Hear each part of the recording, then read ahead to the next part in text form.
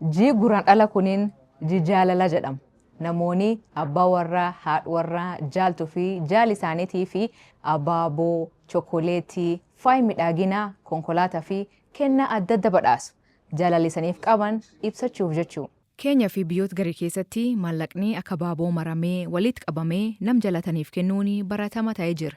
Namoonni akka daldalaatti maallaqa faayyisanii gurguran Naayiroobii keessaa hedduu. Amma immoo guyyaan jaalalleewwanii yookiin Valentine's Day jalgeenanii bankiin biyyaalessaa keenyaa kuniin yakka ta'uu labse. Uummanni biyyattii labsii kana akkamii fudhatan? Namoonni baay'een bissii nootii akka abaabootti walii kennuu kanatti ni gammadu. Kanaaf dhorkuun kun rakkisaadha. Filannoo biraa kennuu yookaan nuu deebisuu qabu.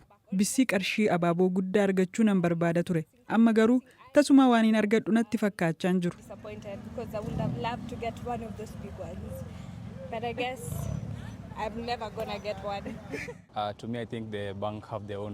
Baankichi sababa mataasaa qaba jedheen yaada. Sababichi dhugaa yoo ta'e nan deeggara. Maallaqa sana ATM keessa gaafa galchitu rakkoo wayii qaba. Gatii maallaqichaa gadi buusa.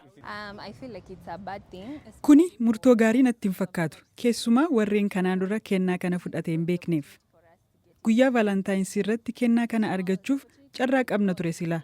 Amma garuu carraan kun nu jala baateetti. Maal goona gaa?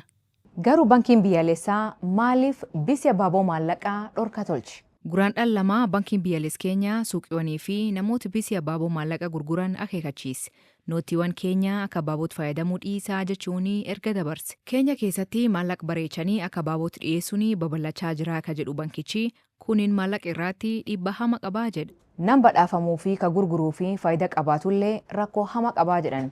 Sababoota isaan kaasan keessaa maallaqa maruu, waraanuu fi walitti maxxansuun akka gatii dhabuu godha. Kun taanaan ammoo naanna'uu hin danda'u. Lammaffaa maallaqni akkas godhamee ATM keessa baasuun hin danda'amu. Meeshaan kun akka hin hojjanne godha.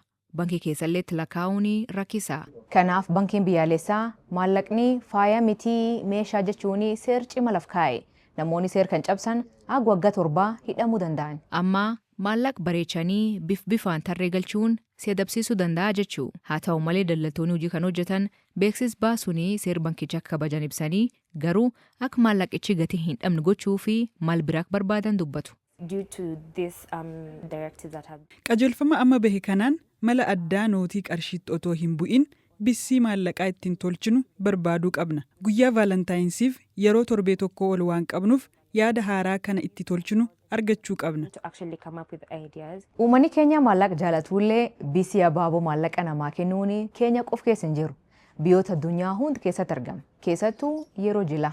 Biyyoota akka Philippines, Vietnam, Ameerikaa fi Nigeeriyaa keessatti kenna beekamaa. Nigeeriyaatti guyyaa Uroosaa yookiin cidhaa maallaqa biifuun aadaa ta'ee jira. Biyyoota kan keessatti seerri maallaqa eeguu inum jira. Keenyalleen amma maallaqa eeguu fi seerri cima laf keettee jirti. Kunini kenna maallaqa kennuu sin dhoowwu yookiin sin dhorku.